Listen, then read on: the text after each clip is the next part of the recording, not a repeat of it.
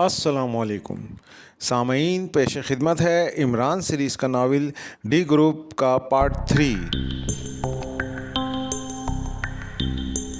इमरान अपने साथियों Julia, Safdar, captain Shakeel और तनवीर के साथ नापाल के दारुल हुकूमत के एक होटल के कमरे में मौजूद था।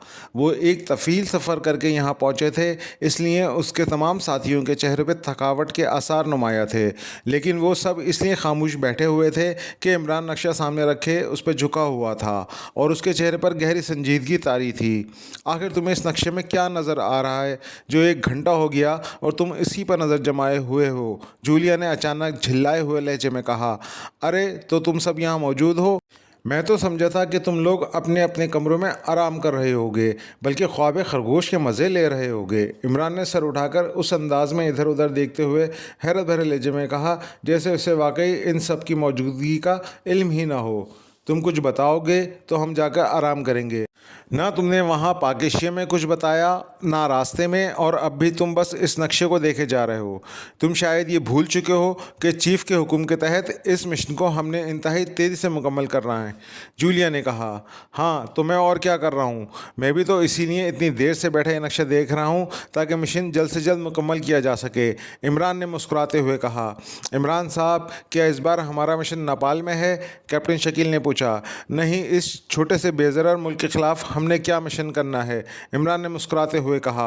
इसका मतलब है कि ये मिशन काफिरिस्तान में है और आपके यहाँ आने से जाहिर होता है कि ये मिशन काफिरिस्तान के मारूफ इलाकों से हट कर है, कैप्टन शकील ने कहा। हाँ शायद तुम ऐसा ही समझ लो, इमरान ने गोल मोल से लहजे में कहा और इसके साथ ही वह एक बार फिर नक्शे पर झुक गया। लानत भेजो इस नक्शे पर और हमें बताओ कि मिशन क्या है। जूलिया ने हाथ बढ़ाकर यकलक नक्शे को मेज़ पर से उठाते हुए कहा। अरे अरे, बड़ी मुश्किल से तो वक्त मिलता है नक्शा देखने का, लेकिन उस वक्त मुझे नक्शा देखना आता ही नहीं था और अब भी यही देख रहा था कि नक्शा देखा कैसे जाता है। इमरान ने कहा। नहीं, पहले तुम बताओ कि मिशन क्या है और हमें क्या करना है। सारी बात बताओ वरना ये नक्शा तुम्हें नहीं दूंगी, जूलिया ने कहा। उसका लहजा बता रहा था कि वो झंझलाहट के उरूज पर पहुंच चुकी है। इंतहाई अहम और ख़ास मिशन है। समझ लो कि इस मिशन के पूरा होने के बाद ही हम किनारे लग सकते हैं, इमरान ने बड़े राजदाना लहजे में कहा। किनारे लग सकते हैं? क्या मतलब हुआ इस बात का? जूलिया ने हैरत भरे लहजे में कहा। अरे तुम्हें किनारे लगने का नहीं पता? हैरत है। क्यों तनवीर, तुम बता सकते हो जूलिया को कि किनारे लगने का क्या मतलब होता है? इमरान ने तनवीर की तरफ देखते हुए कहा। मुझे नहीं पता, तनवीर ने चिल्लाए हुए लहजे में कहा। दोनों बहन भाई ही कोरे मालूम होते हो, अब मैं क्या करूं? इमरान ने तवीज़ सांस लेकर कहा। तो जूलिया ने नक्शा मेज़ पर रख दिया। चलो उठो सब, चलो, ये यहाँ बैठा देखता रहे नक्शा, जूलिया ने एक झटके से उठते हुए कहा और साथ ही बाकी सारे साथी भी उठ खड़े हुए, हत्ता के सफदर और कैप्टन शकील भी उठ खड़े हुए। अरे अरे, मतलब है कि तुम सब एक हो गए हो मेरे ख़िलाफ़? ये तो बहुत गलत बात है, इमरान ने कहा। इमरान साहब, अब वाकई हद हो गई है। आप अब इस तरह हमसे मिशन छुपाने लग गए हैं जैसे आपको हम पर थोड़ा सा भी एतबार ना रहा हो या फिर आप हमें गद्दार समझते हो, सफदर ने इंतहाई संजीदा लहजे में कहा। अरे अरे, ये तुमने कैसे सोच लिया? Very sorry. ठीक है बैठो, मैं बताता हूँ, इमरान ने यखलक संजीदा लहजे में कहा। तो वो सब बैठ गए। सफदर अपने साथियों को इस अंदाज में देख रहा था जैसा कह रहा हो, देखा मैंने कैसे इमरान को बताने में मजबूर कर दिया, और वो सब मुस्कुरा दिए। मैं इसलिए नहीं बता रहा था कि पहले मैं प्लान बना लेना चाहता था। बहरहाल सफदर की बात सुनकर मुझे एहसास हुआ कि वाकई ऐसी सोच तुम लोगों के जहन में आ सकती है, हालांकि मैं अपने आप से ज़्यादा तुम पर एतबार करता हूँ, इमरान ने उसी तरह इंतहाई संजीदा लहजे में कहा। हम हैं ही ऐसे, तुम ये बात करके हम पे कोई एहसान तो नहीं कर रहे, तनवीर ने मुँह बनाते हुए कहा और इमरान बेख्तियार हंस पड़ा। तुम खामोश रहो, जूलिया ने तनवीर को डांटते हुए कहा। क्यों, मैंने कौन सी गलत बात की है? तनवीर ने कहा। प्लीज़ तनवीर, इमरान साहब को असल मिशन बताने दो, कैप्टन शकील ने तनवीर से मुखातिब होकर कहा। असल मिशन अगर मैंने ही बताना है तो नकली मिशन कौन बताएगा? इमरान ने एक बार फिर पटरी से उतरते हुए कहा। इमरान साहब प्लीज़, सफदर ने इस बार मिन्नत भरे लहजे में कहा। ओके, मैं प्लीज़ हो जाता हूँ, लेकिन पहले मुझे फ़ोन कर लेने दो, इमरान ने कहा और रिसीवर उठाकर उसने फ़ोन सेट के नीचे लगा हुआ सफ़ेद रंग का बटन प्रेस करके इसे डायरेक्ट किया और फिर इंक्वायरी के नंबर प्रेस कर दिए। इंक्वायरी प्लीज़, राब्ता कायम होते ही एक आवाज़ सुनाई दी, यहाँ से काफिरिस्तान और उसके दारुल हुकूमत का नंबर दे दें। इमरान ने कहा तो दूसरी तरफ से नंबर बता दिए गए। इमरान ने शुक्रिया कहकर क्रेडिल दबा दिया और फिर टून आने पर उसने तेज़ी से नंबर प्रेस करना शुरू कर दिए। आखिर में उसने लाउडर का बटन भी प्रेस कर दिया। यस, राब्ता कायम होते ही एक मर्दाना आवाज़ सुनाई दी, military secretary to prime minister बोल रहा हूँ। प्राइम मिनिस्टर साहब, जनाब शागिल साहब से बात करना चाहते हैं। इमरान ने लहजा बदल कर कहा। ओह, चीफ तो दारुल हुकूमत से बाहर गए हुए हैं। दूसरी तरफ से मुअद्दबाना लहजे में कहा गया। कहाँ गए हैं जनाब? प्राइम मिनिस्टर को रिपोर्ट देनी होगी। इमरान ने कहा, सर वो किसी एक ग्रुप के साथ किसी खुफिया मिशन पर पलाना गए हैं और ये मिशन पाक एशिया सीक्रेट सर्विस के ख़िलाफ़ है। बस मुझे तो इतना ही मालूम है सर। दूसरी तरफ से कहा गया। ओके, इमरान ने कहा और रिसीवर रख दिया। तो ये मिशन पलगाना में है, इसलिए हम यहाँ नेपाल में मौजूद हैं। सफदर ने एक तवील सांस लेते हुए कहा। हाँ, चूँकि इससे पहले मुझे ख्याल न था कि शागिल को हमारे इस मिशन का इल्म हो गया है, इसलिए मैं मुतमईन था कि मिशन आसानी से मुकम्मल कर लिया जाएगा। लेकिन अब जबकि काफिस्तानी सीक्रेट सर्विस पहले ही हमारे मद्दे मुकाबिल पहुँच चुकी है, तो अब मुझे तफसील बताना ज़रूरी हो गया है ताकि तुम सब लोग पूरी तरह मोहतात रहो। इमरान ने कहा, तुम्हारा क्या ख्याल है कि उन्हें मालूम नहीं होगा? जूलिया ने हैरान होकर पूछा। हाँ, मेरा ख्याल यही था, लेकिन बहरहाल अब सुन लो कि असल में हुआ क्या है, इमरान ने कहा और उसके साथ ही उसने तफसील से सफदर को सड़क पर बेहोश लड़की के मिलने, 4 स्टार की कार्रवाई और फिर कैप्टन नफीस के बारे में पूरी तफसील बता दी। वो सब हैरत भरे अंदाज में सब कुछ सुनते रहे। तो ये शेड्यूल लेके गए हैं, लेकिन जूलिया ने कहा, हाँ, अगर मसला शेड्यूल का होता तो शायद ये काम नटरान भी कर लेता, लेकिन मसला ये नहीं है, इमरान ने कहा और उसके साथ ही उसने पाक एशियाई एटमी ब्लैक एयरक्राफ्ट से प्लांटिंग पुलार के उतारने और प्लांटिंग पुलार के बारे में तमाम तफसील बता दी। ओह वेरी बैड, ये तो इंतहाई अहम मिशन है, जूलिया ने कहा। वैसे इमरान साहब, काफिरिस्तानी ब्लैक स्टार एजेंसी ने वाकई इंतहाई जहानत से काम लिया। अगर इत्तेफाक से लड़की सफदर को सड़क पर ना मिलती तो शायद किसी को इस बारे में इल्म ना हो सकता, कैप्टन शकील ने कहा। हाँ, जब अल्लाह मेहरबान हो जाए तो फिर ऐसे इत्तेफाकात खुद ब खुद होते ही जाते हैं, इमरान ने कहा। तो वो प्लांटिंग पिलार हमने वापस लेना है, लेकिन क्या वो पलगाना में है? जूलिया ने कहा। हाँ, पलगाना में एक जगह है शीताल, वहाँ फ़ौज की बहुत बड़ी छावनी है।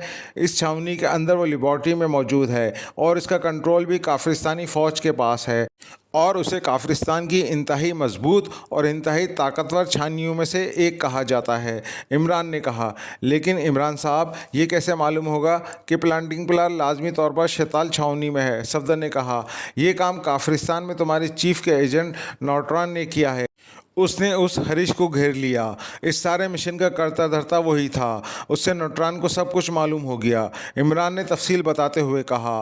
ओह, उस हरीश की हलाकत की वजह से काफिरिस्तान सीक्रेट सर्विस को हमारी आमद का इल्म हो गया है, सफदर ने कहा। नहीं, उस हरीश की मौत को रोड एक्सीडेंट जाहिर किया गया है और पुलिस भी इसी नतीजे पर पहुंची। लेकिन जिस तरह हमारे साथ इत्तेफाकात होते जा रहे हैं, इसी तरह काफिरिस्तान सीक्रेट सर्विस के साथ भी कोई इत्तेफाक पेश आ गया होगा, इमरान ने कहा और सब ने इस बात में सर हिला दिए।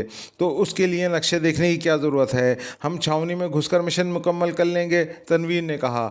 नक्शा मैं इसलिए देख रहा था ताकि मालूम हो सके कि शीताल छावनी के करीब कोई ऐसा शहरी इलाका हो सकता है जहां से कार्रवाई का आगाज़ कर सकें, क्योंकि जो मालूमात मैंने हासिल की है उसके मुताबिक शीताल का पूरा इलाका चटियल मैदान की सूरत में है और ये मैदान मीलों तक फैला हुआ है। इसके ऐन दरमियान में छावनी बनाई गई है और उसके गिर्द बाकायदा ऐसी फसील हैं जैसे पुराने दौर के किलों के गिर्द होती थीं। सिर्फ एक तवील सड़क है जो इस चटियल मैदान से गुजरकर एक छोटे से गांव शैताल तक जाती है और फिर शैताल से मेन रोड दूसरे बड़े शहरों को मिलाती हैं और शैताल गांव में भी बाकायदा फौजी चेक पोस्ट मौजूद हैं। शैताल में दाखिल होने वाले हर आदमी की हर लिहाज से चेकिंग की जाती है और वहाँ मौजूद आदमियों की बाकायदा निगरानी की जाती है। ये तमाम लोग वैसे भी उस मिलिट्री छावनी में ही काम करते हैं, छोटे दर्जे के मुलाजिम, इमरान ने कहा। ओह, फिर तो वाकई इस इलाके में पहुंचना ही मुश्किल हो जाएगा, सफदर ने कहा। हाँ, ये सारा चटियल मैदान छावनी से चेक किया जाता है और इसके चारों तरफ मिलिट्री की चेक पोस्ट भी मौजूद हैं, इमरान ने कहा। तो तुमने इसे देखा हुआ है? जूलिया ने पूछा। नहीं, मैंने नहीं देखा। ये सारी मालूमात भी नेट्रॉन ने मुहैया की हैं, इमरान ने कहा और जूलिया ने इस बात में सर हिला दिया। इमरान साहब, क्या काफिरिस्तान सीक्रेट सर्विस इस छावनी के अंदर होगी? इस बार कैप्टन शकील ने पूछा। नहीं, मेरा ख्याल है ये शीताल गांव में मौजूद होंगे, क्योंकि वहां से छावनी में दाखिल हुआ जा सकता है, इमरान ने जवाब देते हुए कहा। तो फिर आपने कोई शहर या इलाका मुंतखब किया है? सफदर ने कहा। हाँ, शीताल से तकरीबन 50 किलोमीटर दूर एक खासा बड़ा शहर है जिसका नाम मलगारी है। यहाँ काफिरिस्तानियों के इंतहाई मशहूर आसार कदीमा मौजूद हैं और गैर मुल्की सयाह दूर दूर से उसको देखने के लिए यहाँ आते रहते हैं। इसलिए यहाँ होटल में भी हैं और क्लब में भी, और वो सब कुछ जो हमें चाहिए, इमरान ने कहा। लेकिन असल मसला तो उस छावनी में दाखिल होने का है। इसके लिए क्या करना है? सफदर ने कहा। उसके लिए में इतना परेशान होने की ज़रूरत नहीं। जाहिर है फ़ौजी इस मलगारी शहर में आते जाते रहते होंगे। किसी को पकड़कर उसके रूप में वहाँ जाया जा सकता है। अब वो छावनी है, वहाँ सैकड़ों हज़ारों फ़ौजी होंगे, तनवीर ने मुंह बनाते हुए कहा। लेकिन इन सब की पहले चेकिंग शिताल गांव में होती है और दूसरी छावनी के गेट से पहले। ये बात भी न्यूट्रॉन ने एक फ़ौजी को भारी रकम देकर मालूम की है और उसके मुताबिक वहाँ कंप्यूटर चेकिंग होती है और ये चेकिंग इंतहाई बारीक बीनी से की जाती है, इमरान ने संजीदगी से कहा। आम फ़ौजियों की होती होगी, बड़े बड़े अफसरों की नहीं हो सकती। हम अफसरों के रूप में जा सकते हैं, तनवीर ने कहा। काफिरिस्तानी सीक्रेट सर्विस के पहुंचने के बाद वहां लाजमन रेड अलर्ट कर दिया गया होगा, इमरान ने कहा। इमरान साहब, अगर वो एजेंट हरीश वहां जा सकता है तो इसका मतलब है खुसूसी लोग वहाँ जाते रहते होंगे, सफदर ने कहा। हाँ, पहले लाजमन वहाँ जाते रहते होंगे, लेकिन अब नहीं, इमरान ने कहा। तो फिर तुम्हारा क्या मतलब है? हम मायूस होकर यहाँ से वापस चले जाएं? जूलिया ने कहा। अरे, मैंने ऐसा कब कहा? इमरान ने मुस्कुराते हुए कहा। तुम खुद ही तो तमाम बातों को रद्द करते जा रहे हो। अब हम क्या करें? जादू से गायब होकर वहाँ जाएंगे? जूलिया ने मुंह बनाकर कहा। अगर तुम मुझसे इत्तेफाक करो तो मेरे जहन में एक तरकीब मौजूद है, इमरान ने मुस्कुराते हुए कहा। कैसी तरकीब? सब ने चौंक कर पूछा। शीताल से तकरीबन 20 किलोमीटर के फासले पर एक इलाका है जिसे शाहोर कहते हैं। ये पहाड़ी इलाका है और समंदर के करीब है। वहाँ एयरबेस का काफ़ी बड़ा सेटअप है। अगर हम वहाँ के किसी बड़े अफसर को घेर लें तो एयरबेस की खुसूसी टीम के रूप में हम उस आले की चेकिंग के लिए छावनी जा सकते हैं, इमरान ने कहा। लेकिन क्या इनकी चेकिंग ना होगी? जूलिया ने कहा। होगी, क्यों नहीं होगी, लेकिन चूंकि ये टीम बाकायदा इजाज़त से जाएगी, इसलिए जाहिर है तमाम इंतजाम पहले से ही कर लिए जाएंगे, इमरान ने कहा। और अगर इस टीम को इजाज़त ना मिली तब क्या करेंगे हम? जूलिया ने कहा। जब प्रेसिडेंट या प्राइम मिनिस्टर ऑफ काफिरिस्तान अहकाम देंगे तो फिर किसकी ज़रूरत है कि वो इजाज़त ना दे, इमरान ने कहा। तो वे सब बेख्तियार चौंक पड़े। ओह ओह, वेरी गुड, ये वाकई बेहतरीन तजवीज़ है, वेरी गुड, सब ने बैकवक आवाज़ होकर कहा। हत्ता कि तनवीर ने भी उसकी तायीद कर दी। तो इमरान बेख्तियार मुस्कुरा दिया। उसने हाथ बढ़ाकर रिसीवर उठाया और एक बार फिर उसने फ़ोन पीस के नीचे लगा हुआ सफ़ेद बटन प्रेस करके उसे डायरेक्ट किया और इंक्वायरी के नंबर प्रेस कर दिए। Yes, enquiry please. रब्ता कायम होते ही एक नस्वानी आवाज़ सुनाई दी। यहाँ से शाहवर का रब्ता नंबर दे दें, इमरान ने कहा। तो दूसरी तरफ से दो नंबर बता दिए गए, एक काफिरिस्तान का रब्ता नंबर, दूसरा शाहवार का। तो इमरान ने शुक्रिया अदा करके क्रडिल दबा दिया और फिर टून आने पर उसने नंबर प्रेस करना शुरू कर दिए। Yes, enquiry please. रब्ता कायम होते ही एक मुख्तलिफ आवाज़ सुनाई दी। बोलने वाली खातून थी।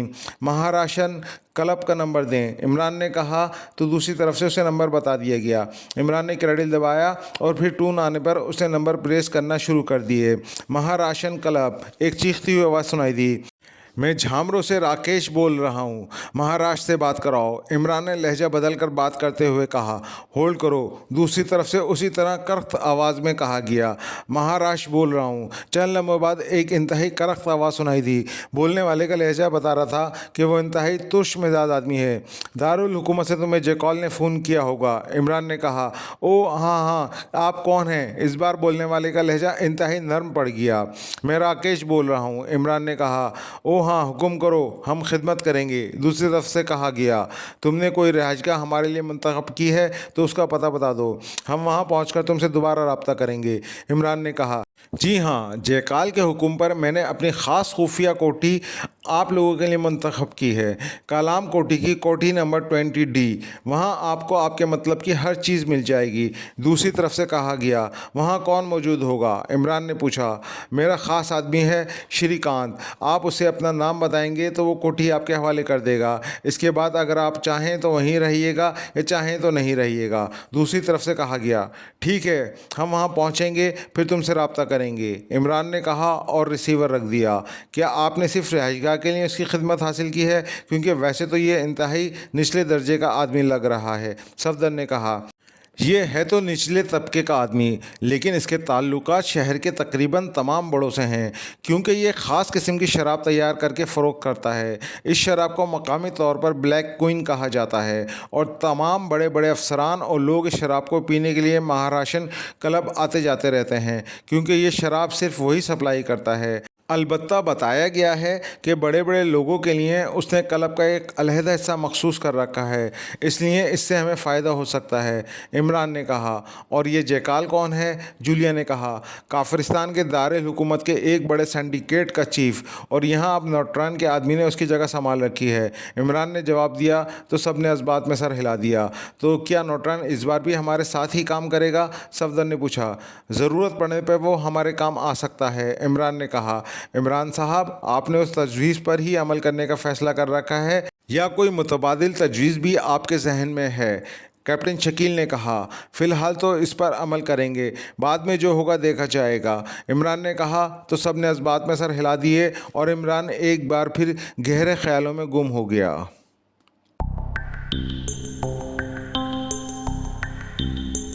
शागल अपने ग्रुप के अफराद के साथ शैताल गांव में मौजूद था। उसने अपने ग्रुप को यहाँ शैताल गांव में खुसूसी चेकिंग के लिए तैनात किया था और उसके लिए उसने यहाँ की मिलिट्री इंतज़ामिया से बाकायदा पेजर हासिल किए थे ताकि वो आज़ादी से वहाँ काम कर सकें, क्योंकि यहाँ पहुँचकर उसने हेलीकॉप्टर की मदद से यहाँ का तफसीली जायज़ा लिया था और छावनी में पहुंचकर वहां के इंचार्ज कर्नल भाबड़ा के साथ तफसीली गुफ्तगू भी की थी। इसके बाद उसे बेहद इत्मीनान हो गया था कि ये छावनी हर लिहाज से महफूज है। उसके जहन के मुताबिक जब तक इमरान और उसके साथी शैताल में ना आए वो किसी सूरत भी छावनी में दाखिल नहीं हो सकते, इसलिए उसने पूरी तवज्जो शैताल पर ही मज़कूर कर रखी थी और शैताल गाँव की जो पोजीशन थी उसे देखते हुए उसे यकीन था कि यहाँ पहुँच इमरान और उसके साथी हर हालत में ट्रेस हो जाएंगे।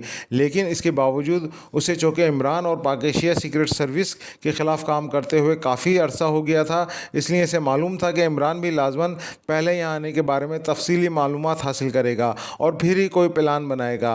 और उसे ये भी यकीन था कि इमरान और उसके साथी पूरा काफिरिस्तान अबूर कर कर यहाँ पहुँचने के बजाय नापाल पहुँचेंगे और फिर वहाँ से बराह रास्त पलगाना में दाखिल हो जाएंगे, इसलिए उसने नेपाल में अपना सेटअप कायम कर लिया था। उसके साथ साथ शाहवर के इलाके में भी इसके आदमी मौजूद थे, क्योंकि इमरान उस तरफ से भी शैताल में दाखिल हो सकता था और वो इस वक्त ऑफिस के अंदाज में सजे हुए एक कमरे में मौजूद था कि फ़ोन की घंटी बज उठी और शागिल ने हाथ बढ़ाकर रिसीवर उठा लिया। यह शागल बोल रहा हूँ, शागल ने तेज़ लहजे में कहा।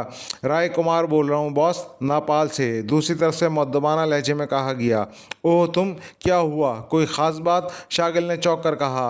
बॉस, इमरान और उसके साथी जिसमें एक औरत और 3 मर्द शामिल हैं यहाँ नापाल पहुँचे हैं और चूँकि वो अपनी शक्लों में था इसलिए मैंने उन्हें एयरपोर्ट पर ही चेक कर लिया था और वो वहाँ से क्लायर होटल पहुँचे हैं। वहाँ उनके कमरे पहले से बुक थे और वहाँ सब एक कमरे में इकट्ठे हो गए, तो मैंने उसके साथ वाला खाली कमरा हासिल कर लिया और फिर मैंने क्रॉस एक्सी के ज़रिए इनके दरमियान होने वाली सारी बातचीत भी सुन ली है और इस इमरान ने जहाँ जहाँ फ़ोन कॉलें की वो भी सुन ली हैं। अब चूँकि हर बात वाज़ह हो चुकी है इसलिए मैंने आपको कॉल किया है। राय कुमार ने कहा। तुम इस वक्त कहाँ से बात कर रहे हो? शागिल ने बेचैन होकर पूछा।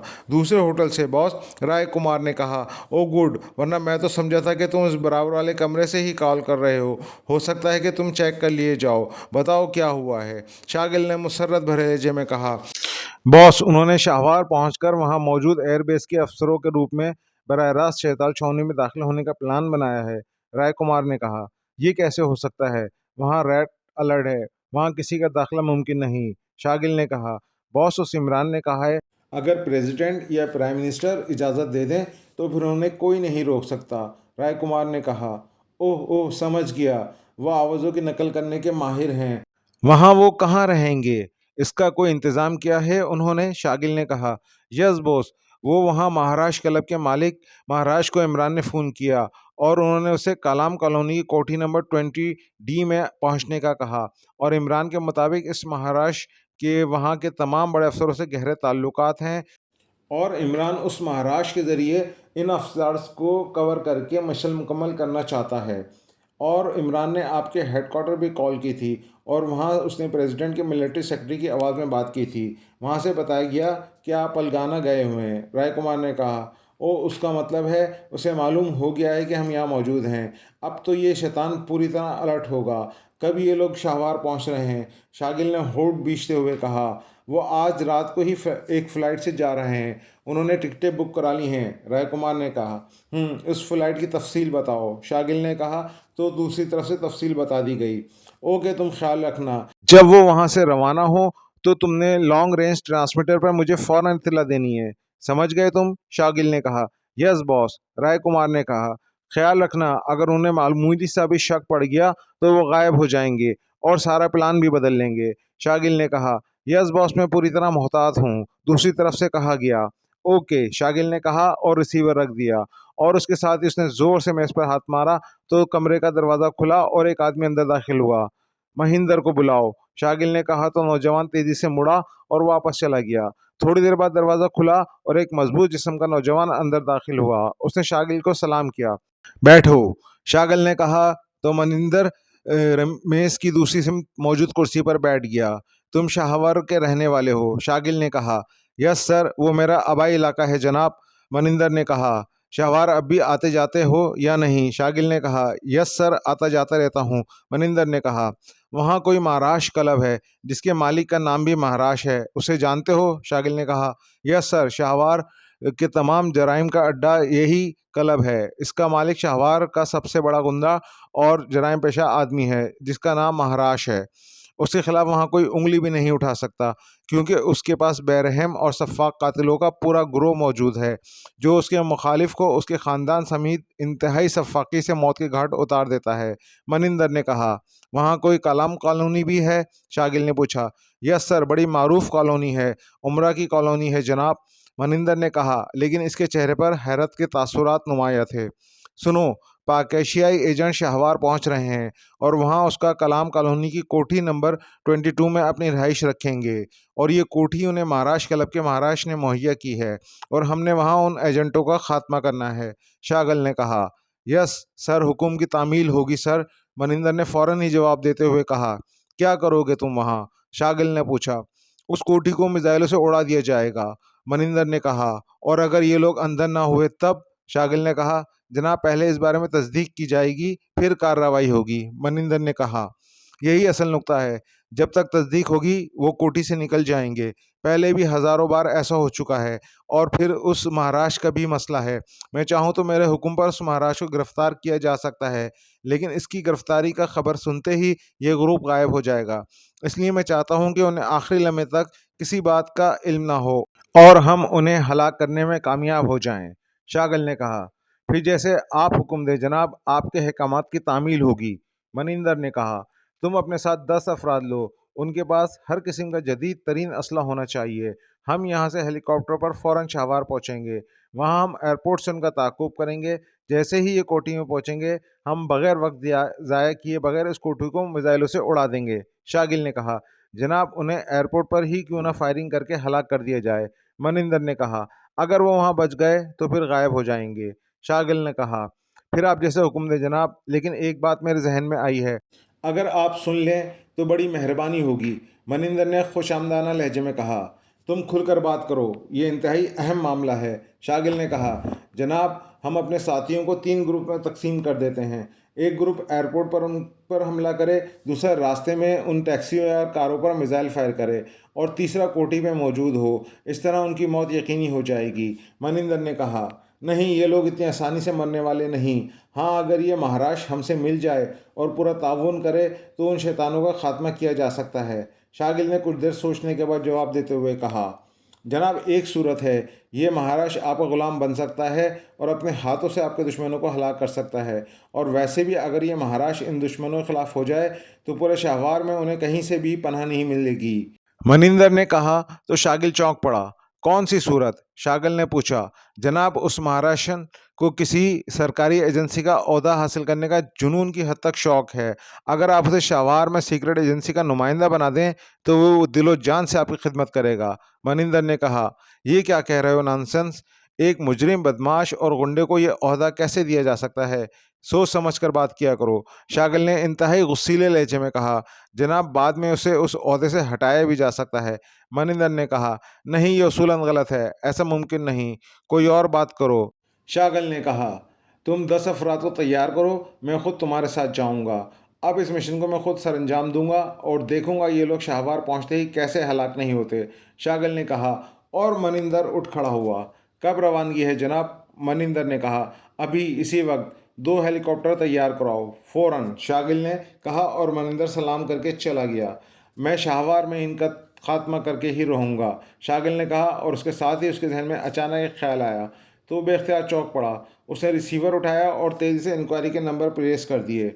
Inquiry please. राब्ता कायम होते ही एक नस्वानी आवाज़ सुनाई दी। शैताल गांव में चौके फ़ौज का सेटअप था, इसलिए यहाँ की फ़ोन लाइनें भी थीं, एक्सचेंज भी और इंक्वायरी भी। इसलिए शागिल की इंक्वायरी का नंबर प्रेस करने के बाद उसका राब्ता इंक्वायरी से हो गया था। यहाँ से शाहवार का राब्ता नंबर बता दें, शागिल ने रौबदार लहजे में कहा तो दूसरी तरफ से नंबर बता दिया गया। शागिल ने क्रेडल दबाया और टून आने पर उसने राब्ता नंबर के साथ साथ इंक्वायरी का भी मखसूस नंबर प्रेस कर दिया। Enquiry please. राब्ता कायम होते ही एक निस्वानी आवाज़ सुनाई दी। शाहवार में पुलिस कमिश्नर का नंबर बताएं, शागिल ने पूछा तो दूसरी तरफ से नंबर बता दिया गया। तो शागिल ने एक बार फिर क्रेडल दबाया और फिर टून आने पर उसने एक बार फिर नंबर प्रेस करना शुरू कर दिए। PS2 शाहवार police commissioner. राब्ता कायम होते ही एक आवाज़ सुनाई दी। शागिल बोल रहा हूँ, chief of Kafiristan secret agency, Shagil ने बड़े रौबदार लहजे में कहा। ओह सर, यस सर, हुक्म सर, दूसरी तरफ से बोलने वाले ने यकलक इंतहाई मुअद्दबाना लहजे में कहा। क्या नाम है कमिश्नर का? शागिल ने पूछा। विजय मल्होत्रा जनाब, दूसरी तरफ से कहा गया। उससे मेरी बात कराओ, शागिल ने कहा। यस सर, होल्ड करें सर, दूसरी तरफ से कहा गया। हेलो कमिश्नर, पुलिस शाहवार मल्होत्रा बोल रहा हूँ। चंद लम्हों बाद एक सख्त आवाज़ सुनाई दी। तुम्हें मेरे बारे में बताया गया होगा, मैं सीक्रेट सर्विस का चीफ शागिल बोल रहा हूँ, शागिल ने बड़े फ़ाखराना लहजे में कहा। यस सर, हुक्म सर, दूसरी तरफ से इंतहाई मुअद्दबाना लहजे में कहा गया। तो शागिल के चेहरे पर यकलक मुसर्रत के तासुरात उभर आए। शाहवार में सीक्रेट एजेंसी ने एक खुफिया मिशन मुकम्मल करना है जिसके लिए हमें पुलिस की ज़रूरत पड़ेगी, शागिल ने कहा। पुलिस तो आपकी खिदमत के लिए पहले ही मौजूद है जनाब, आप सिर्फ हुक्म दें, आपके हुक्म की फौरी तामील होगी, दूसरी तरफ से कहा गया। तफसील फ़ोन पर नहीं बताई जा सकती, मैं खुद अपने 10 साथियों के साथ हेलीकॉप्टर पर आ रहा हूँ। तुम मुझे फौरी तौर पर कोई ऐसी जगह बताओ जहाँ हम हेलीकॉप्टर उतार कर उसे छुपा सकें और तुमसे रब्ता भी किया जा सके, शागिल ने कहा।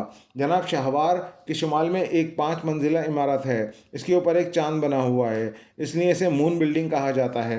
ये बिल्डिंग आपको दूर से ही नज़र आ जाएगी। इसके इर्द गिर्द बड़ा अहाता है और वहाँ बाकायदा खासा वसी हेलीपैड बना हुआ है। ये इमारत पुलिस हेडक्वार्टर है, मैं भी वहीं मौजूद हूँ, आप तशरीफ़ ले आएँ, हम आपका इस्तकबाल करेंगे, दूसरी तरफ से कहा गया।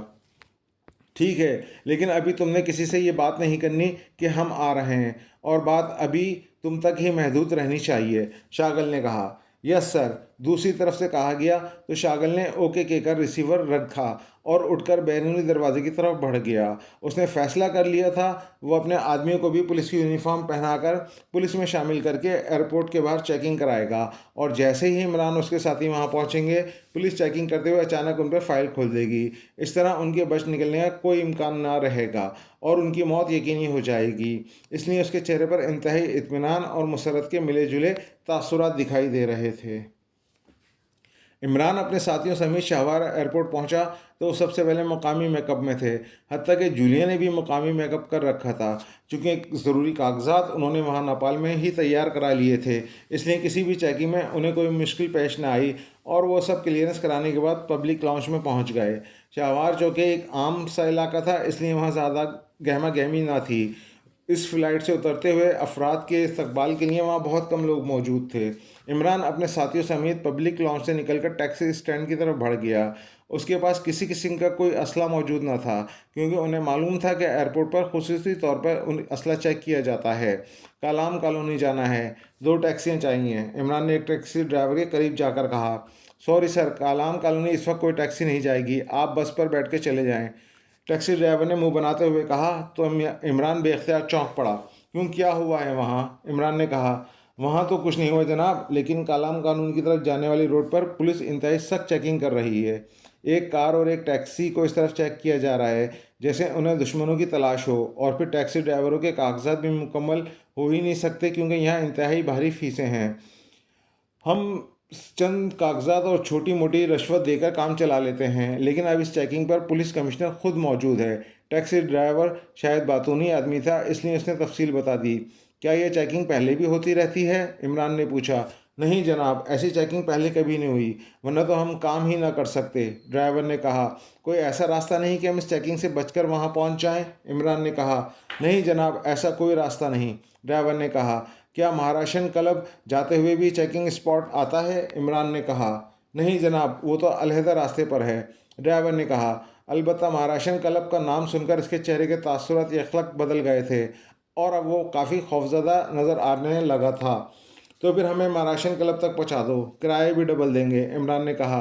आप बैठे जनाब, आपकी खिदमत तो हमारा फ़र्ज़ है, दूसरे ड्राइवर को कह दूँ, ड्राइवर ने कहा, और तेज़ी से दूसरी टैक्सी के ड्राइवर की तरफ बढ़ गया। थोड़ी देर बाद वो सब 2 टैक्सियों में सवार होकर आगे बढ़े चले जा रहे थे। फिर तकरीबन 15 मिनट बाद वो एक 2 मंजिला वसी और इस इमारत के कंपाउंड गेट के सामने पहुंच गए। इमारत में महाराशन क्लब का जहाजी साइज का साइन बोर्ड मौजूद था। जनाब, टैक्सी के अंदर जाना ममनून है, ड्राइवर ने टैक्सी रोकते हुए कहा। तो इमरान ने सर हिला दिया और वो सब नीचे उतर आए। इमरान ने मीटर देखते ही ना सिर्फ किराया अदा किया, बल्कि बड़ी टिप भी दे दी, और वो दोनों टैक्सी ड्राइवर सलाम करके टैक्सियां आगे ले गए। तो इमरान अपने साथियों समेत क्लब के कंपाउंड गेट पे दाखिल हुआ और अंदर मेन गेट की तरफ बढ़ता चला गया।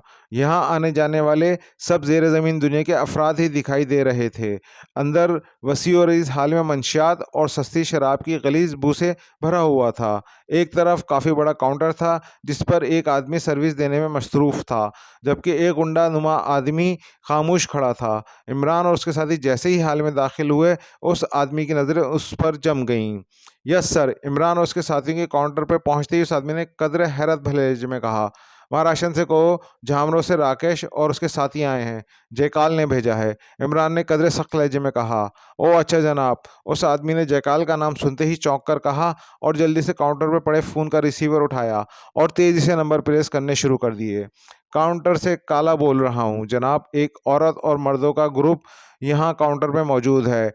उनका कहना है कि झामरों से उन्हें जयकाल ने भेजा है। उनके लीडर ने अपना नाम राकेश बताया है, काला ने इंतहाई मुअद्दबाना लहजे में कहा।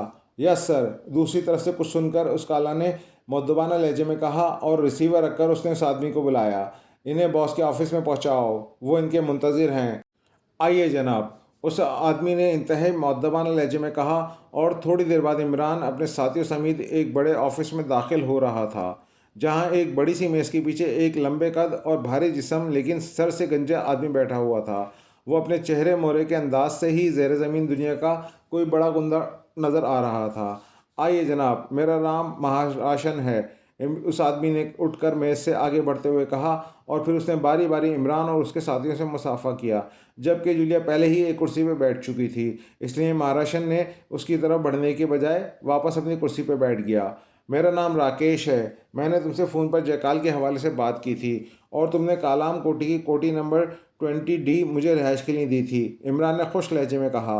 जी हाँ, लेकिन आप वहाँ जाने के बजाय यहाँ आ गए हैं, क्या कोई ख़ास बात है? महाराशन ने हैरत भरे लहजे में कहा।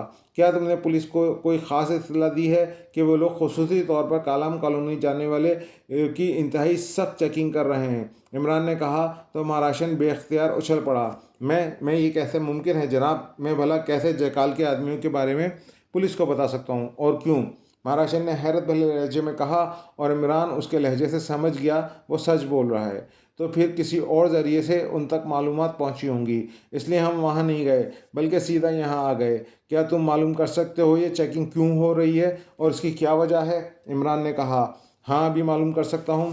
पुलिस हेडक्वार्टर में मेरे आदमी मौजूद हैं, महाराशन ने कहा और उसके साथ ही उसने रिसीवर उठाया और तेज़ी से नंबर प्रेस करना शुरू कर दिए।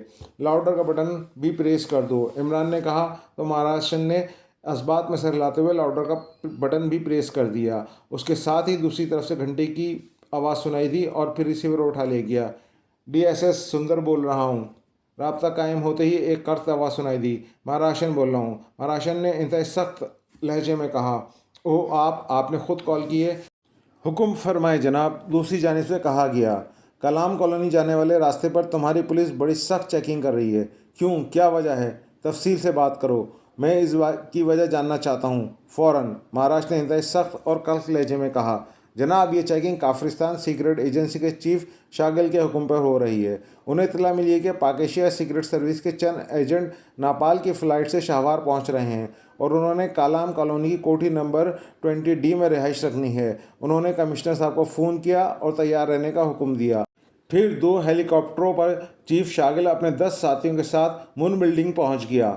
चीफ शागिल साहब ने कमिश्नर साहब से मीटिंग की। मैं भी कमिश्नर साहब के साथ था। उन्होंने बताया कि यह इंतहाई ख़तरनाक ग्रुप है और उन्हें अगर ज़रा मामूली सा भी शक पड़ गया तो ये लोग हाथ से गायब हो जाएंगे। इसलिए उनका एक आदमी इस फ्लाइट पर उनके साथ आ रहा है और उन्हें इस कोठी पर जाने से पहले हलाक किया जाना ज़रूरी है। चुनाचा ये तय हुआ कि चीफ शागिल साहब के साथ 10 साथी पुलिस यूनिफॉर्म में पुलिस के साथ कालाम कॉलोनी के रोड पर चेकिंग करेंगे और जैसे ही ये ग्रुप, जो एक आदमी और 4 मर्दों पर मुश्तमिल है, वहाँ पहुँचेगा, उन्हें चारों तरफ से घेर कर उन पर फायरिंग खोल दी जाएगी।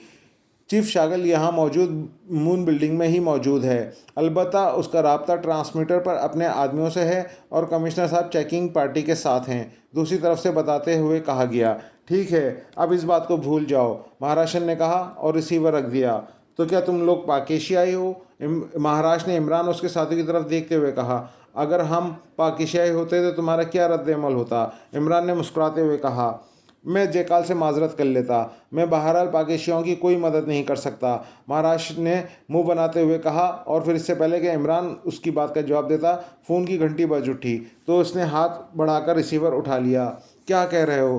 पुलिस ने क्लब को घेर रखा है और कमिश्नर खुद अंदर आया है। ओह, उसे मेरे स्पेशल ऑफिस में पहुंचाओ, मैं वहीं आ रहा हूँ, महाराष्ट्र ने दूसरी तरफ से बात सुनकर तेज़ लहजे में कहा और उसके साथ ही उसने रिसीवर रख दिया। मैं तुम्हारे साथ जयकाल की वजह से इतना कर सकता हूँ कि तुम्हें यहाँ अगबी रास्ते से बाहर निकाल दूँ, लेकिन अब मैं तुम्हारी कोई और मदद नहीं कर सकता, महाराष्ट्र ने उठते हुए कहा। ओके, ठीक है, इमरान ने उठते हुए कहा और उसके साथी भी उठ खड़े हुए। आओ मेरे साथ, महाराष्ट्र ने कहा और फिर एक लिफ्ट के ज़रिए वो इन्हें नीचे तहखाने में ले आया। यहाँ से खुफिया रास्ते से होते हुए वो अकबी गली से गुजरकर सड़क पर पहुँच गए। फिर जल्द ही उन्हें 2 टैक्सियाँ मिल गईं। इमरान ने उन्हें कालाम कॉलोनी चलने का कहा और वो सब लोग दोनों टैक्सी में बैठकर आगे बढ़ गए। थोड़ी देर बाद वो एक कॉलोनी में दाखिल हुए। कहाँ जाना है आपने? टैक्सी ड्राइवर ने कहा। सामने होटल के करीब उतार दो, इमरान ने एक होटल की तरफ इशारा करते हुए कहा और टैक्सी ड्राइवर ने इस बात में सर हिला दिया और फिर होटल के करीब जाकर उसने टैक्सी रोक दी। उसके अकब में आने वाली दूसरी टैक्सी भी रुक गई और वो सब नीचे उतर आए। कैप्टन शकील ने किराया अदा किया और जब टैक्सियाँ मुड़कर वापस चली गईं तो इमरान अपने साथियों समेत आगे बढ़ गया। क्या आप उसी कोठी में जाएंगे? सफदर ने कहा। हाँ, ये इस वक्त सबसे महफूज जगह है। हमने यहाँ मेकअप और लिबास तब्दील करने हैं और असला भी हासिल करना है, वरना शागिल ने पुलिस की मदद से हमें एक कदम भी आगे नहीं बढ़ने देना, इमरान ने कहा और सफदर ने इस बात में सर हिला दिया। थोड़ी देर बाद वो कोठी नंबर 20D में पहुँच गए। कॉल बेल पर एक नौजवान बाहर आया। तुम्हारा नाम श्रीकांत है? इमरान ने कहा। Yes sir. आप? उस नौजवान ने चौंक कर कहा। मेरा नाम राकेश है और ये मेरे साथी हैं, इमरान ने कहा। ओह यस सर, आइए सर, श्रीकांत ने कहा और एक तरफ हट गया तो इमरान अपने साथियों समेत अंदर दाखिल हो गया। पुलिस वाले अभी थोड़ी देर पहले यहाँ से गए हैं, मैं तो बड़ा परेशान हो रहा था, श्रीकांत ने अंदर से पार्टक का कुंडा लगाते हुए कहा तो इमरान ने इस बात में सर हिला दिया। यहाँ मेकअप का सामान, लिबास और असला तो होगा, इमरान ने कहा। यस सर, सब कुछ है, आइए मैं बताता हूँ। श्रीकांत ने कहा।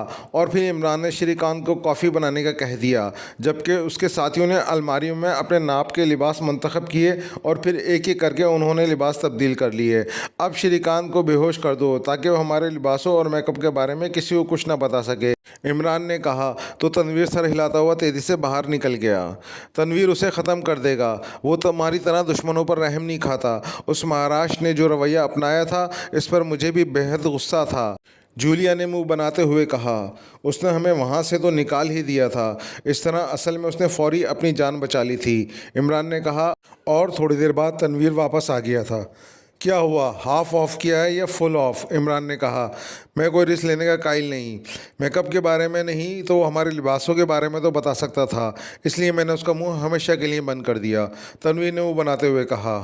कॉफ़ी इसने तैयार कर ली थी या नहीं, इमरान ने मुस्कुराते हुए कहा। वो प्यालियाँ ट्रॉली में रख रहा था जब मैंने उसे ख़त्म किया, तनवीर ने कहा। तो ट्रॉली तुमने ले आनी थी, इमरान ने कहा। मैं तुम्हारा मुलाजिम नहीं हूँ, समझे, तनवीर ने कहा। और सब बेख्तियार हंस पड़े। मैं ले आती हूँ कॉफ़ी, तुम मेकअप कर लो, शागिल किसी भी लम्हे यहाँ पहुँच सकता है, जूलिया ने कहा। तो इमरान ने सर हिला दिया। और फिर थोड़ी देर बाद इमरान ने अपने साथियों का नया मेकअप कर दिया। उसी दौरान कॉफ़ी भी पी ली गई, जबकि दो आदमी निगरानी भी साथ साथ कर रहे थे। आखिर में इमरान ने अपना मेकअप किया। इसके बाद उन्होंने ज़रूरी असला ले लिया। अब कहाँ जाना है, जूलिया ने कहा। अब इस प्लान पर तो अमल मुमकिन नहीं रहा, क्योंकि शागिल का यहाँ खुद पहुँच जाना और उसके साथ कोठी के बारे में भी उसके मालूमात, और ख़ास तौर पर यह कि इसका आदमी नेपाल से हमारे साथ आया है, जिससे जाहिर होता है कि वहाँ नेपाल से ही हमारी न सिर्फ निगरानी होती रही है, बल्कि वहाँ से यहाँ महाराष्ट्र के साथ होने वाली बातचीत भी टेप की गई है। ये तो अगर टैक्सी ड्राइवर चेकिंग की वजह से यहाँ आने से इनकार ना करता और सब कुछ ना बताता, तो हम पक्के हुए फलों की तरह उनकी झोली में जा गिरते और अब तक हमारी लाशें भी पुलिस हेडक्वार्टर पहुँच चुकी होती। अब भी पुलिस का महाराष्ट्र क्लब पहुँच जाने का मतलब ये है, वो आदमी जो हमारे साथ था उसने इतला दी है कि हम टैक्सी में बैठकर महाराष्ट्र क्लब गए हैं, इसलिए यहाँ से पुलिस भी वापस चली गई, इमरान ने कहा। लेकिन अब तो हमने मेकअप भी बदल चुके हैं और लिबास भी तब्दील कर लिए हैं, अब हम कैसे चेक किए जा सकते हैं, तनवीर ने कहा। किसी भी साथी को मशकूक समझकर रोका जा सकता है और ये भी तय है कि अब आगे बढ़ने या वापस जाने वाले हर रास्ते पर शागिल ने सख्त चेकिंग करवा दी होगी, इमरान ने कहा। तो फिर क्या हम यहीं बैठे गप्पे मारते रहें, तनवीर ने मुंह बनाते हुए कहा। तुम बताओ, अगर तुम अकेले होते तो क्या करते, इमरान ने कहा। मैं सीधा पुलिस हेडक्वार्टर पहुँचता और फिर शागिल का खात्मा कर देता, तनवीर ने फ़ौरन ही जवाब देते हुए कहा। नहीं, वहाँ जाना खुदकशी के मुतरादिफ है, अलबत्ता इस महाराष्ट्र को काबू किया जा सकता है, सफदर ने कहा। वहाँ कब तक रह सकते हैं, जूलिया ने कहा। हम यहाँ किसी खाली कोठी पर कब्जा कर लेते हैं, यहाँ इस कॉलोनी में कोई ना कोई कोठी तो खाली होगी, कैप्टन शकील ने कहा। अब शाहवार में रहने का कोई फ़ायदा नहीं, क्योंकि नेपाल के होटल में हमारी होने वाली गुफ्तगू टेप कर ली गई है और यकीनन शागिल हमारा सारा प्लान समझ चुका होगा, इमरान ने कहा। फिर तो तनवीर ठीक कह रहा है, पहले उस शागिल का खात्मा कर देना चाहिए, बाद में इत्मीनान से मिशन मुकम्मल किया जा सकता है, जूलिया ने कहा। तो तनवीर का चेहरा जूलिया की बात सुनकर बेख्तियार खिल उठा। नहीं मिस जूलिया, ऐसा मुमकिन नहीं है, यहाँ की पुलिस पहले ही हमारे ख़िलाफ़ है और फिर शागिल बेहद मोहतात आदमी है, उसके साथ 10 तरबियत याफ्ता आदमी भी हैं। हमें बहरहाल शागिल से निकल किसी और जगह पहुंचना होगा ताकि हम आज़ादी से काम कर सकें, सिर्फ जज्बाती इक़दाम करने से मिशन मुकम्मल नहीं किया जा सकता, सफदर ने कहा। शाहवार से आगे एक और छोटा सा इलाका है कांगला, वहाँ आसानी से पहुँचा जा सकता है। यहाँ से बसों में सफ़र करते हुए हम आसानी से वहाँ चले जाएंगे। मुझे यकीन है कि शागिल के जहन में यही होगा कि हम शैताल पहुँचने की कोशिश करेंगे, इमरान ने कहा। अगर ऐसा है तो फिर ठीक है, सब ने कहा। इमरान उठ खड़ा हुआ और फिर उन्होंने आपस में तय कर लिया कि वो अलग-अलग यहाँ से निकलेंगे और बस में सफ़र करके घाट पर पहुँच जाएंगे, वहाँ से यही काम होगा। और उसके साथ ही सब उठे और एक एक करके कोठी से निकल गए। सबसे आखिर में इमरान बाहर आया और इत्मीनान से चलता हुआ आगे बढ़ता चला गया। शागिल का चेहरा गुस्से की शिद्दत से बिगड़ा हुआ था। वो इस वक्त पुलिस हेडक्वार्टर के एक कमरे में मौजूद था। कमिश्नर विजय मल्होत्रा भी वहां मौजूद था। शागिल को इमरान और उसके साथियों के बारे में रिपोर्ट मिल चुकी थी कि वो कालाम कॉलोनी जाने के बजाय एयरपोर्ट से सीधे महाराष्ट्र क्लब पहुंचे और वहां से अकबी रास्ते से होकर निकल गए, जबकि महाराष्ट्र को भी इनके बारे में कुछ मालूम न था। विजय मल्होत्रा ने रिपोर्ट दी कि उसने महाराष्ट्र और उसके आदमियों से पूछगछ की है तो सिर्फ इतना पता चला कि 4 मर्द और एक मुकामी औरत हॉल में देखे गए हैं। फिर वो क्लब के दूसरे दूसरे हिस्से में चले गए और वहाँ से अचानक गायब हो गए। अलबत्ता अगबी रास्ता खुला हुआ था, इसलिए विजय मल्होत्रा का ख्याल था कि क्लब के किसी वेटर ने रकम लेकर उन्हें अगबी रास्ते से निकाल दिया था, लेकिन उस वेटर की तलाश करना तकरीबन नामुमकिन था। अलबत्ता पुलिस और शागिल के आदमी पूरे शाहवार में उन्हें तलाश कर रहे थे। शागिल ने मुकम्मल तौर पर शाहवार की नाकाबंदी करा दी थी और हर तरफ चेकिंग जारी थी, लेकिन आहिस्ता आहिस्ता वक्त गुजरता जा रहा था और उनके बारे में कहीं से कोई इत्तला ना मिल रही थी। इसलिए शागिल का चेहरा गुस्से की शिद्दत से बिगड़ता जा रहा था। उस महाराज को बुलाओ यहाँ, उसके आदमी ने यकीनन उन्हें गायब किया है, शागिल ने गुस्से की शिद्दत से चीखते हुए कहा। लेकिन उससे पहले कि विजय मल्होत्रा कोई जवाब देता, साथ ही पड़े हुए फ़ोन की घंटी बज उठी। तो विजय मल्होत्रा ने हाथ बढ़ाकर रिसीवर उठा लिया और साथ ही लाउडर का बटन भी प्रेस कर दिया। यस, विजय मल्होत्रा बोल रहा हूँ, विजय मल्होत्रा ने तेज़ लहजे में कहा। कार्तिक बोल रहा हूँ बॉस। ये ग्रुप कालाम कॉलोनी की कोठी नंबर 20D में पहुंचा और फिर वहां से मेकअप करके और लिबास तब्दील करके निकल गया। दूसरी तरफ से कहा गया तो विजय मल्होत्रा के साथ साथ शागिल भी बेख्तियार उछल पड़ा। ओहो, ये कैसे मालूम हुआ? विजय मल्होत्रा ने तेज़ लहजे में कहा। मैं एहतियातन वहाँ चेकिंग के लिए गया तो कोठी का छोटा फाटक बाहर से बंद था। मैंने उसे खोला और अंदर गया। किचन में एक आदमी की लाश पड़ी हुई मिली, उसकी गर्दन तोड़ दी गई थी। वहाँ कमरे में कॉफ़ी की 5 प्यालियाँ मौजूद थीं और वहाँ वो लिबास भी मौजूद थे जो उतारे गए हैं, और अलमारियों से भी लिबास गायब हैं, और वहाँ एक मेकअप बॉक्स में खाली शीशियाँ भी मौजूद हैं। कार्तिक ने तफसील बताते हुए कहा। वहाँ इर्द गिर्द से मालूम करो, लाजमन उन्हें जाते हुए देखा गया होगा, और उनके नए हुलिये और लिबासों की तफसील मालूम करो फ़ौरन, विजय मल्होत्रा ने कहा। Yes boss. दूसरी तरफ से कहा गया तो विजय मल्होत्रा ने रिसीवर रख दिया। ये उसी महाराज का ही काम है, बुलाओ उसको, उसकी रूह से भी उगलवाऊंगा। मैं उसके हलक में हाथ डालकर उसकी अंतड़ियाँ निकाल लूँगा, तो उसे मेरे सामने बोलना ही पड़ेगा। बुलाओ उसे, अभी बुलाओ, शागिल ने इंतहाई गुस्सीले लहजे में कहा। जनाब, अगर मैं महाराज से ये सब कुछ किया होता तो उसके मुलाजिम को वहाँ हलाक न किया जाता। वैसे भी मुझे मालूम है कि महाराज इंतहाई मुहिब वतन आदमी है। उसे जैसे ही मालूम हुआ कि ये लोग पाकिस्तानी हैं, उसने फ़ौरी अपने आदमियों को उनकी तलाश में हुक्म दे दिया, और अब पुलिस के साथ साथ उसके आदमी भी उन्हें तलाश कर रहे हैं, विजय मल्होत्रा ने कहा। और फिर उससे पहले कि मज़ीद कोई बात होती, एक बार फिर फ़ोन की घंटी बज उठी। तो विजय मल्होत्रा ने रिसीवर उठा लिया, साथ ही उसने लाउडर का बटन भी प्रेस कर दिया। यस, विजय मल्होत्रा बोल रहा हूँ, विजय मल्होत्रा ने कहा। महाराज बोल रहा हूँ। दूसरी तरफ से भारी आवाज़ सुनाई दी तो विजय मल्होत्रा के साथ साथ शागिल भी चौंक पड़ा। यस, क्यों कॉल की है?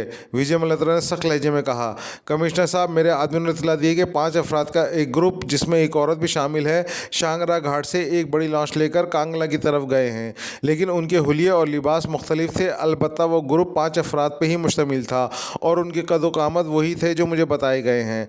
मैंने सोचा आपको इत्तला दे दूँ, महाराज ने कहा। रिसीवर दो मुझे दो फ़ौरन, शागिल ने सख्त चीखते हुए कहा। Chief of Kafiristan secret service, जनाब शागिल साहब से बात करो, विजय मल्होत्रा ने कहा और उठकर रिसीवर शागिल के हाथ में दे दिया। हेलो, शागिल ने फाड़ खाने वाले लहजे में कहा। यस मिस्टर शागिल, महाराज ने कहा। ये बताओ कि तुम्हारे आदमियों ने कब उन्हें चेक किया है? शागिल ने तेज़ लहजे में कहा। अभी थोड़ी देर पहले जनाब, तकरीबन 20 मिनट हुए होंगे, महाराज ने तेज़ लहजे में कहा। तो तुम्हें अब तक ये इत्तला नहीं मिली कि तुमने उन्हें कालाम कॉलोनी की जो कोठी दी थी, वो लोग वहाँ पहुँच गए थे और वहाँ उन्होंने तुम्हारे आदमी को हलाक कर दिया, और वहाँ उन्होंने लिबास भी बदल लिए और हुलिये भी? शागिल ने कहा। ओ नहीं जनाब, उस तरफ तो मेरा ख्याल ही नहीं गया था। वहाँ वो लोग कैसी सूरत नहीं पहुँच सकते थे, लेकिन न जाने वो वहाँ क्यों पहुँच गए। फिर तो जनाब यकीनन यही पाकिस्तानी एजेंटों का ग्रुप होगा। अब तो उनका खात्मा मेरा फ़र्ज़ बन गया है। मेरे आदमी को हलाक करके उन्होंने नाकाबिले माफ़ी काम किया है, महाराज ने तेज़ लहजे में कहा। वो कालंका कितनी देर में पहुंच जाएंगे? शागिल ने कहा। जनाब, तेज़ रफ्तार लॉन्च है, लेकिन फिर भी वहां पहुंचने में 7 घंटे तो लग ही जाएंगे। इससे पहले वो किसी सूरत नहीं पहुंच सकते, महाराज ने कहा। क्या वहां लॉन्चें जाती रहती हैं? शागिल ने कहा। यस सर, अक्सर लोग लॉन्च पर ही सफ़र करते हैं क्योंकि ये उन्हें सस्ती पड़ती है, महाराज ने कहा। उस लॉन्च का नाम क्या है और बाकी क्या तफसीलात हैं? शागिल ने कहा। आम सी लाश हैं जनाब, यहाँ शांगड़ा घाट पर तो सब आम सी लाशें हैं, महाराज ने कहा। वहाँ कालंका में ही किस घाट पर उतरेंगे? शागिल ने कहा। जनाब, आमतौर पर ये लांचें कांगरा घाट पर रुकती हैं, महाराज ने कहा। ये बताओ कि कांगला में तुम्हारा कोई सेटअप है? शागिल ने कहा। यस सर, वहाँ कांगला में मेरा पूरा ग्रुप मौजूद है। उसका इंचार्ज कोबरा है। कोबरा क्लब भी उसी का है। महाराज ने कहा।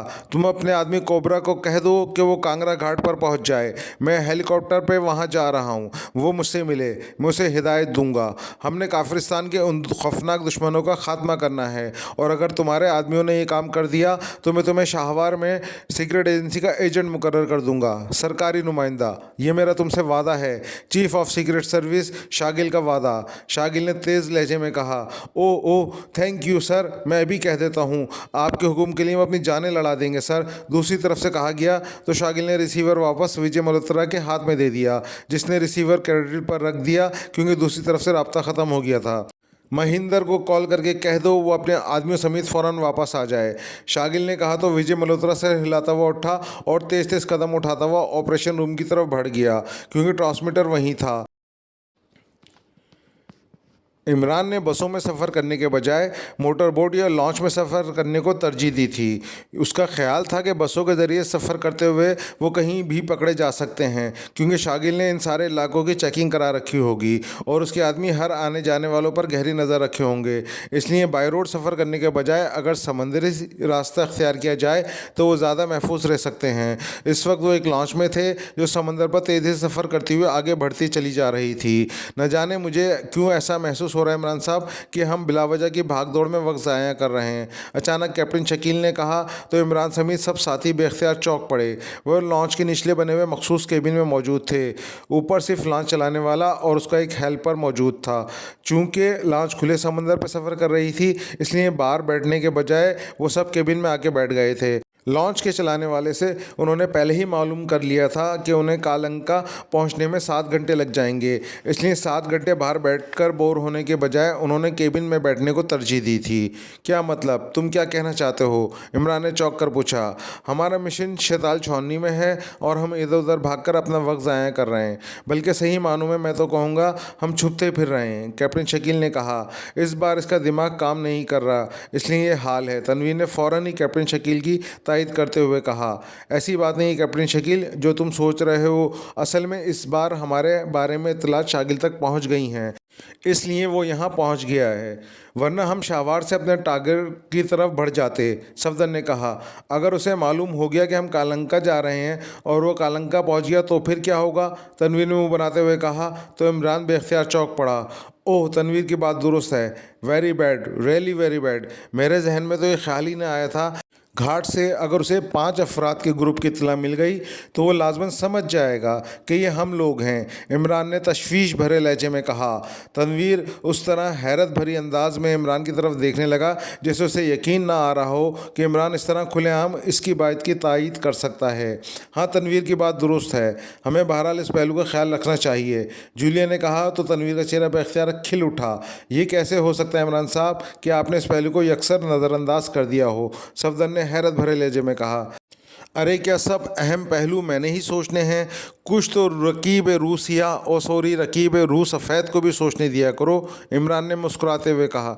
शट अप, अब तनवीर की वजह से तुम इस तरह बात करके शर्मिंदगी मिटा रहे हो, जूलिया ने गुस्सीले लहजे में कहा। मैंने अपने तौर पर सिर्फ इतना किया है कि लॉन्च को वहाँ के मेन घाट का गागरा के बजाय पहले आने वाले एक दूसरे घाट रागम पर रुकने का कहा है, लेकिन दोनों के दरमियान बहुत ज़्यादा फासला नहीं है। अगर शागिल वहाँ पहुँच गए तो लाजमन वो उधर का भी ख्याल रखेगा, इमरान ने कहा। वैसे अगर शागिल को पता चल गया तो वो हमें रास्ते में ही मिसाइलों से उड़ा सकता है, सफदर ने कहा। यहाँ बेशुमार लॉन्चें चलती रहती हैं और हम बहरहाल नीचे मौजूद हैं, इसलिए ऐसा मुमकिन नहीं है। दूसरी बात ये कि वो हेलीकॉप्टर पर आएगा और ये जंगी हेलीकॉप्टर नहीं है, इसलिए अगर उसे इल्म हो गया तो वो लाजमन घाट पर हमारा इंतज़ार करेगा, इमरान ने कहा। तो फिर अब क्या करना है? जूलिया ने कहा। अब सिवाय सब्र करने के और क्या हो सकता है, इमरान ने तवील सांस लेकर कहा। इमरान साहब, अगर शागिल कालंका पहुंच गया है तो हमें वापस शाहवार भी तो जा सकते हैं। मेरे ख्याल में अब तो वहाँ कोई मसला नहीं होगा, सफदर ने कहा। ये तो हमारा ख्याल है, लेकिन यहाँ से कंफर्म करने का कोई ज़रिया नहीं, इमरान ने कहा। आपके पास ट्रांसमीटर है, आप उस ट्रांसमीटर के ज़रिए बराह रास्त शागिल से बात कर सकते हैं, इस बार कैप्टन शकील ने कहा। लेकिन किसकी आवाज़ और लहजे में बात करूँ? क्या मैं अपनी असल आवाज़ और लहजे में? इमरान ने मुस्कुराकर कहा। वो लाजमन महाराज से मिला होगा, आप उसकी आवाज़ और लहजे में बात कर सकते हैं। सफदर ने कहा, क्या आप बात कर रहे हो? महाराष्ट्र को उसकी ज़ाती फ्रीक्वेंसी का कैसे इल्म हो सकता है? इमरान ने कहा। तो सफदर ने इस तरह इस बात में सलाह दिया जैसे वाकई उसने गलत बात कर दी हो। एक और हल है इमरान साहब, कैप्टन शकील ने कहा। वो क्या? इमरान ने पूछा। हम किसी टापू पर रुक जाएं, लॉन्च को भी जबरन वहां रोक लिया जाए और चंद घंटे वहां गुजारने के बाद घाट पर जाएं तो लाजमन वहां चेकिंग ख़त्म हो चुकी होगी, कैप्टन शकील ने कहा।